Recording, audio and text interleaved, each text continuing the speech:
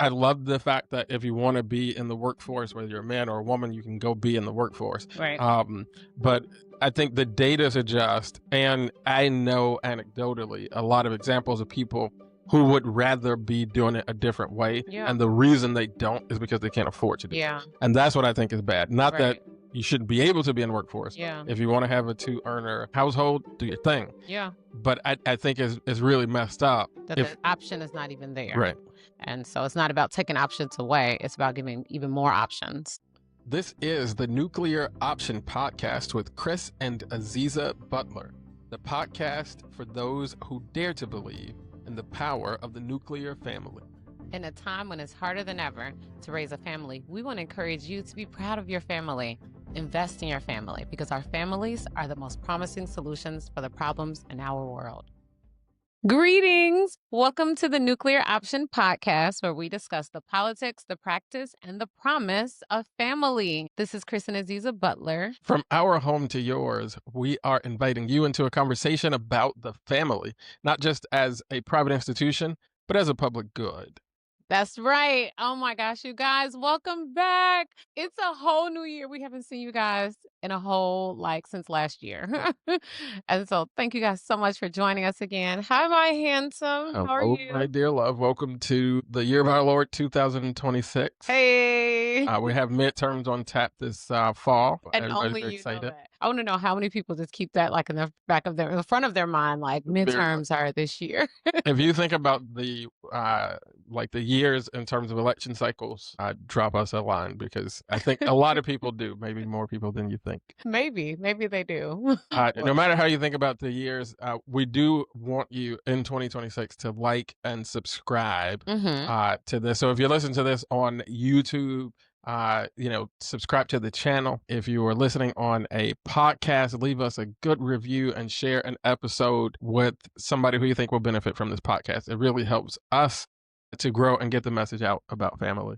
And it really helps you because you are we're fellow families, and it helps you to be able to, just be really strengthened as a family. And our whole goal is just to be able to empower you to keep doing this thing. You're all the way in it, and you're probably in the middle of it, and you're probably in it right this minute. So we can never use enough encouragement, but send it along to another family. It can just be a huge blessing to them because we're going to just pour in some things to you guys as a family, just encourage you to keep doing what you do because it's a whole blessing to the society. And we're going to help families dominate the political discussion in the midterms. Hey, exactly. And that's important because families make the world go round. It is. So tell us, what do you have for politics today, my love? We are going to do what we do, jump into the politics of this episode, this segment. We want to talk about this article that I was reading from the Institute of Family Studies. And they're basically discussing this phenomenon where one of the lines in there, it talks about, it says why $100,000 is the new poverty. And it's essentially talking about the way that a family can't really get on a single income. And so if you're going to have a comfortable lifestyle in this modern economy, you have to have 2 working adults in the home. And what that means is that no parent can be at home with the children, with the house. We homeschool. You definitely can't do that kind of thing because both parents need to be in the workforce. And so what the article is doing is basically, first, it entertains some of the argumentation around folks I think Matt Iglesias is the main one here, but they're taking on some of the argumentation, which I'm sympathetic toward, because the argument is you actually can afford to live on one income if you choose to live simply, essentially. Right. They're looking at 1950s, you could live on a single income. And they basically sound well, if you are willing to live in a home that is the size of homes in the 1950s, and you're willing to have the kind of technology that folks had in the 1950s, then you would be able to live on a single income. And so if you're choosing that kind of trat lifestyle, choose it in full and you'll be able to live on that. The article goes on, and again, I'm sympathetic to those arguments, but I'm also intrigued by the arguments that the article is making, which is saying that is a reasonable argument, but it's skipping something. So one thing the article points out is just the kind of it first looks at the relative economic status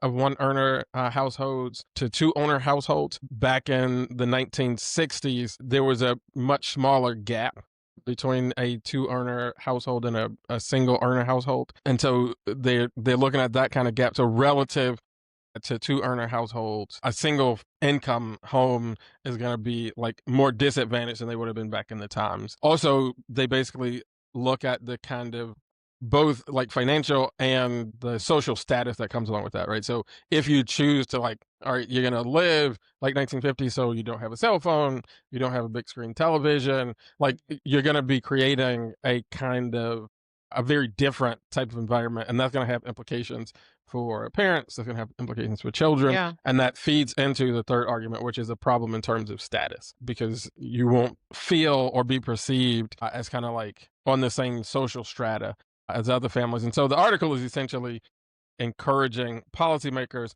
to look at things like increasing the child tax credit. One of the proposals is like essentially a kind of social security type benefit for folks who are in the workforce, then they leave the workforce to actually raise a family.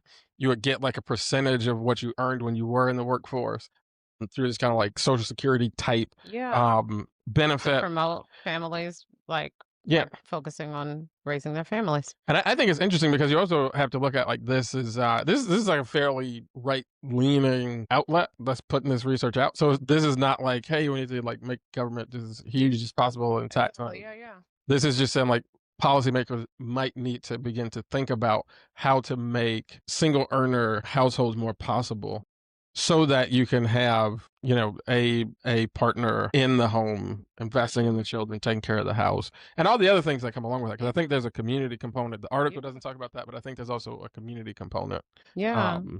Honestly, that's why we bring it up on things like this, because there's some commentary there that maybe the article wouldn't go to, or even like policymakers as they are considering something like that. But that's what we're saying, like to have somebody exclusively like focusing on just building the family in the home is huge. It has tons of ripple benefits for society. You know, that's a parent, you know, another parent being more cognizant of like, so kids aren't like, you know, outside unattended, you know, or, you know, trying to figure out how to get home without, you know, whatever, like, you know, because I know some parents are like, gosh, I want my kids to be in this program, but I have to be at work on this side of town. The other kids are, and I think, but I can't put them in that program because of, you know, I'm just not available. And it's just so many benefits. It's helpful to the kids. It's helpful to the community. It's helpful to the future. And even from a financial perspective, I think some of the trade-offs, like you mentioned, like a lot of the programs, but if you look at how much government is already invested in kind of like out of school time programming. A lot of that is made necessary because parents are not available until after 6 p.m. I think that so there's some savings maybe there. Just from like a budget standpoint. And I think it just costs money for, like, I think you were talking about the 1950s. I think for sure in the 1950s and things like even without whatever their incomes were, there just wasn't as much to purchase and buy, you know, to be a part of things and be involved in the community. It wasn't as much of a cost thing. But these days, like there's so many things, like just to go to a museum, like how much does it cost to go to a museum? You know, or an activity or an outing. Those things are just so much more expensive. Like we went to a movie like with the kids, it was like $80. I was like, gosh, Lee, this was like that was just the tickets. Yeah, that was just the tickets. We didn't even I was like, look, we're gonna share this popcorn or nacho or whatever. But yeah, it's just so it can just be so much more costly just to live and be. And I think that would actually be really, really cool because like it just provides an atmosphere for families to be, like parents to be more present with their children, which I think is important. And even and another just area of presence, like sometimes they can be present, but then also mentally thinking about like, you know, what they have to do to make money. Another parent didn't have to worry about, you know, what do I have to do to make money to make ends meet because my spouse, you know, the money that he's making or she's making doesn't actually fully cover things. So I think that would be great. Yeah, and I should just say, because I know that somebody's going to be listening to this and like, hey, you know, when you bring up the 1950s, that can be scary because people are like, well, are you really going to like just put women out of the workforce and, you know, like all the realities of the 1950s? I'm not necessarily saying that. Like, I love the fact that if you want to be in the workforce, whether you're a man or a woman, you can go be in the workforce. Right. But I think the data suggests, and I know anecdotally, a lot of examples of people who would rather be doing it a different way. And the reason they don't is because they can't afford to do it. And that's what I think is bad. Not that you shouldn't be able to be in the workforce. If you want to have a two-earner household, do your thing. but I think is really messed up. That the option is not even there. Right. And so it's not about taking options away. It's about giving even more options. Yeah. Thank you for clarifying that, love. That was really, how do you do that? Like listen for other people who might be, because I wasn't thinking about that. But yeah, that's a great point. Excellent.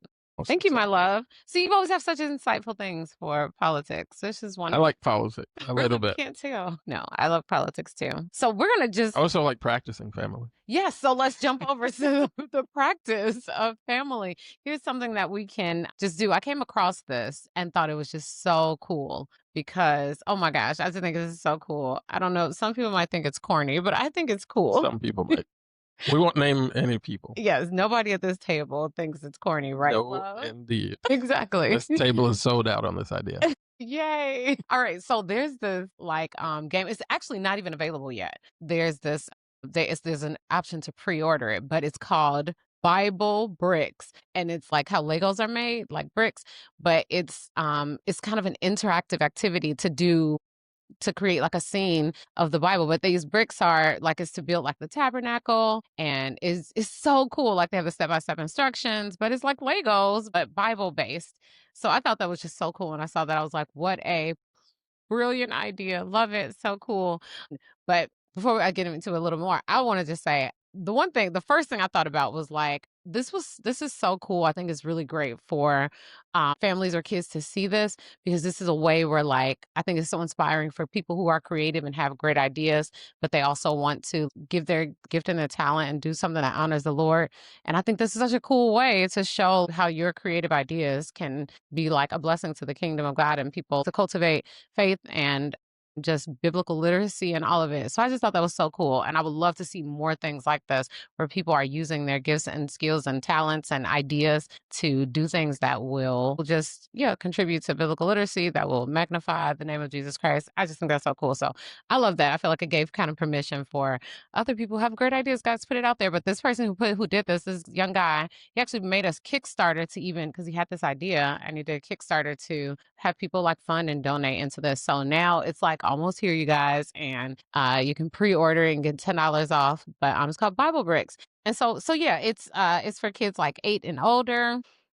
As a teacher and a mother and a Bible lover, I think that it's like the ultimate kind of expression of like interactive, like learning, because because it's like hands-on, and they get to just kind of learn through playing. And I know when I read about, like, for instance, like reading through the Old Testament, like it's so hard to visualize the, as the Lord is like speaking and telling, Solomon or David, like step by step, how these things how it needs to be built, like take 2 cubits of this and, attach it to the red cloth. But it's like, wait, what is this all coming out to be? And I had to like pull up a picture, like, what does the end product look? Because I can't really get it, but to see this, like, kids will never ever forget this, right? So I just think it's really cool.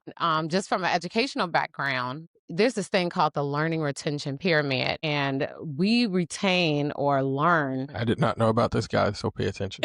So great. You kind of already know. You all know this from experience. I'm just going to kind of put some facts, what you already know. So if you go to a lecture, you're going to remember about 5% of that. But if you read it yourself, you'll learn about 10% of that. Then if you kind of do like a discussion around it, you'll get like 50%. You'll retain like 50% of the kind of the information that you read about or that you learned. But if you like do it yourself and get involved and hands-on and build and things like that, you're going to retain 75% of what you like learned. And you'll remember it, like that's a huge percentage based on like the 5% that you like heard. It's like somebody teaching you in class, or your parents like talking to you like, this is what it is, like when you do it yourself and get involved, and this is kids and adults. So 75% of it they'll retain from just being able to do it themselves. And then also, I'm sorry, go. I was just going to say, we didn't talk about this before. Yes, I'm fresh. And I did when we first got this from our producer, I didn't even read it because I was like, that's so corny. And it's but so cool, actually, right? looking at it, I did get like a little bit more sold because our kids, like our boys, love Legos. Love it. But this learning Legos too. This learning retention pyramid is really interesting to me. I'll say they don't teach this in seminary. Because they would close the seminary. Oh no, what? Because now I'm thinking pastors should get Bible bricks. because Get Bible verse. it's the opposite. I mean, like, because I think you're like primarily trained to lecture, and then maybe sometimes you have a discussion, Sometimes, right? If you have extra time, you can go ahead and discuss it amongst yourselves. but never a. I mean, rarely. Let me not say never a hands-on project. Yeah. So maybe Everybody should every get church has Bible breaks. It can be good for Sunday school, but it's also just great for family. Like it can include all the family, like from the kids to the adults. It's a fun, like hands-on thing. Be a fun, like building thing. And what's really cool about it is, like the way he does it is he has the same kind of booklet instructions that like a Lego packet would do, but it's like Bible verses incorporated. Like this is for this as you're building a lampstand. This is the verse about this lampstand, and he'll even have like a what is it called? Like a reference to the New Testament, like in Revelation. As you're building the pillar, and Revelation talks about how you are a pillar. In God's like house, right? So I just think it's so cool. It's like a Bible study meets game meets family fun, like it just hands-on activity. It's so cool. I think it's just a profound idea. No, I'm sitting here looking at it. I'm gonna go off of this, so you got to pay attention to the podcast. But it does seem pretty interesting. And I should also say that we're not like sponsored by Bible Bricks. We just thought it was cool. They don't know anything about it. But I am going to buy it because this is really cool. I'm like, my nieces and nephews, like, they'll love this. This is so fun. I think this is really, really cool. Also, I want to say that even more than kind of hands-on thing that you do yourself involved in, like more than the 75% you retain from that, you will retain 90% of what you kind of share with somebody else or teach to somebody else. And we know just from our really kids, the opposite of what you learn in seminary. Kind of, you all do, encourage people, go share your faith. Like that's the best way to like grow your faith is to share your faith. You lecture to them to go share. Sure. It's like, what do you say? I don't remember. It was only 5%. No, but go share something. There's a I know when our kids play with Legos, right?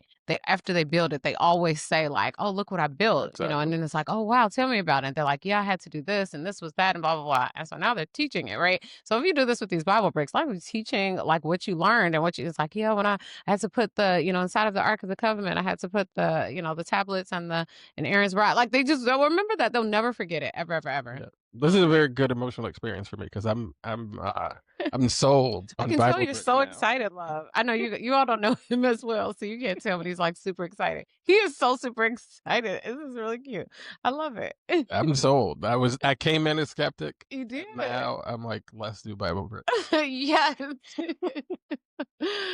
I'm so excited. I think it's just such a cool idea. I love it for a lot of reasons. But yeah, and it's just like fun, you guys, right? It'll give you like these positive feelings as you're studying like the Bible and and history and what happened as it relates to God and his people. And that's just always fun for kids to have a good experience learning, Yeah. It's just super cool. So yeah. And I think it grounds the historicity too, like of the biblical text. Absolutely. Yeah. So important. So yay. So that's the practice, guys. If you feel so inclined, look it up or, do it with your family. Or just share with other people. I think this is really cool. I want to also just really encourage this young guy. I should send him like an email, like, good job, do your thing.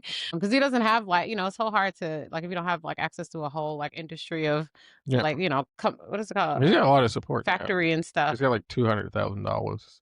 But what is that? A $10,000 Kickstarter. You can't even build a building with $200,000. You can barely buy buildings. That's true. $250,000 is not like to mass produce it at least. Yeah. When you think about mass producing, I'm sure that gets into like the millions. So I want him to be encouraged. And I want him to even do more than the tabernacle. Like let's go all the way in. What's another? Yeah, there's so many things like thing that he can do, like tabernacles. I think you should be doing like not that I'm telling you how to run your business, but like you got the tabernacle. I think the one he's doing right now is the tabernacle, but you also could do the second temple, like the Herod period. Oh yeah. Temple. That's cool. Buildings, like you could just do like stuff from the ancient Near East, like you could do Babylonian stuff, like you could do like a lot of that's so cool. A lot of different things. You have a nativity scene by this time next year.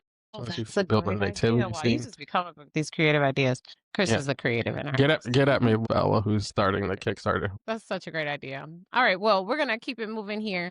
That's the practice, and then we're going to jump in here for the promise. I had something I wanted to share as well that So, when it comes to the promise, what we want to just share with you is somewhere where we can see in society and like point to it, like, hey, see what we're talking about? Having strong families does produce something just really helpful and wonderful. And so I want to highlight like an intergenerational family gathering. These are things that, like, so we're talking, it can be for holidays or birthday parties or something, but somewhere where it's like more than just like you and your kids and your kids' friends together. Like when you think about a gathering where the grandparents are invited and the great grandparents are invited and the aunties and the uncles and just all the different generations kind of coming together. These are just wonderful, precious moments that happen in families all the time. It doesn't typically happen outside of family gatherings. But we see these generations of people coming together and just benefiting one another in such great ways. So the main thing is that it creates this opportunity to connect and enjoy each other's and enjoy everyone's company. And I think that's so important. I'm gonna speak for our older populations, our elders and great grandparents and all of that. Like these ones, typically, especially at their age, they kind of feel like, what have I done? Do I have anything to bring to the table? Can I do anything with the family? Like maybe I'm homebound. Like I think about my grandmother. She's homebound. She's 97 years old, so she can't leave her house. And often she, these days. But so in some ways, you can feel like, what can I contribute to our family? Because I can't go to things, or I can't be I don't know, just do all the things. But there's so much value for people. Those people are so valuable to families and to society, really. And so, but there's not always a lot of opportunity for them to come together. So I think about when we have these family gatherings, being able to come together, or the older ones that can come together with the younger ones, and they can just connect and have some authentic time to just talk to each other, hear each other, listen to stories. It can be just so, so, so beautiful and so valuable. And it's just the ideal time to, just share about your family history, and to learn about, different things and stories and stuff. I think about a couple days ago, we went over to my grandmother's house, and my uncle's house, who lives younger. Anyway, he's taking care of my grandmother, and the kids and I came, and actually my friend and her children came too. It was such a delightful time. Like we had such a blast, and because I kept telling you about it, it was just so beautiful. I've known my grandmother all my life. And I still heard stories that I had never heard before. And she said, like, she has such great memory. It's beautiful. It was just so great. I had to record it. We were recording, we were asking her questions. It was so, so, so insightful. All the kids were just, like, it was just so intriguing because, you wouldn't think that all these different things and different experiences and how the world was so different 97 years ago than it is today. It was great. And I learned more about like her parents and her great grandparents and great great grandparents. So it was beautiful. But another thing about when families come together like this, they get to just kind of share these moments that we will remember forever. Like when you have a family gathering, kids come together. Like these are memorable times. Like kids don't forget. Like that time we went to grandma's house and we were like singing Christmas carols, and she told me about that. The story when she was in her Christmas play, and the thing that was happening in her Christmas play. Like she will always remember that. And yeah, so I love it. And I think it's also important for us to come together like that, because when you have these intergenerational gatherings, I feel like in a unique way, you have to kind of practice empathy for one another, because they may not get down the way you get down. We have to have. They most likely don't, right? Right. At all. Right. They're different Like we generations. eat different food. We have to set the house up a little differently based on how you can move around and stuff. And as you're talking about this, I'm thinking about this activity that we did back when I was when I was just getting into community organizing. I was like maybe in high school back on the west side. I think we did like twice, but it was called Youth, Young and Old Uniting to Heal. And so we did this on a community level, because at the South Africa Coalition they primarily organized like senior citizens, not primarily, but that was a big part of the work, was with seniors. And then we were doing like this youth component. And you saw that kind of like intergenerational thing. You saw the empathy, you saw the stories. It was very meaningful. And so is that I think is that intergenerational nature of it, like the way that you're talking about sitting around listening to your grandmother. Like we used to sit around and listen to Mr. Bailey talk about the war and like it just takes you back into a time that you kind of like a little bit aware of, but in history. But that was so much work, right? Right. Like in order to do that, we had to That's not the ideal building, you got to have the community organization, make fires. It's like out of the ordinary. Whereas if you have a family and some grandparents, it's like, hey, we bring the grandparents over today. Yeah. And it's such an easy thing to produce that has such tremendous like impactful moments and just connections. So good. I wanted to also say that when you do this, so I guess this is a little bit of a practice in the promise, but when you guys do this, just remember you have to in order to really make it go well, you need to be considerate of the fact that these are different generations coming together. Your time may have to, in order to just make it ideal, make sure your time is at a good time, or maybe you have an open time of we'll start at 3, but it's okay if you get there at 5, or if you have to leave a little early. We understand that. Sometimes I like to have a schedule, so I'm like, no, you can't leave yet. We're just starting to blah blah blah. But be considerate of the fact that they need to go to bed, or they can't drive in the dark, or whatever the thing is. It can just be helpful to keep. Or the younger people have to go to basketball. That's true. And then having a variety of food, and then just the activities you plan, make sure everybody can get in on it. So you shouldn't be playing a game where it's okay, we're going to put up our phones and what is it called? Scan the QR code to log in for the game. Probably doesn't work for all the generations. So anyway, yeah, but and then one idea, I saw this article. I was like, what a great idea. They were when you have this like a family gathering, you can create a family tree together and get input from the elder relatives. I was like, what a great idea. Because they probably, I know my grandmother mentioned a lady. So I had never heard of this woman. I was like, I didn't even know you had somebody in your family named that. So it's really cool. I just think that that's really great. So you're pouring into yourself while you're pouring into each other. But those can be I think you having a family is a great way for it to create these intergenerational just moments and community building and bond building. So yay. Absolutely. Get togethers, family. Oh yes. Well guys, this has been so much fun. Thank you guys for chatting with us, for sitting with us. Always a pleasure. Yeah. It is. It's always a pleasure. Oh, thank you guys. All right. Well, keep loving each other. Hold on to truth. And harness your power. See you next time. Bye-bye.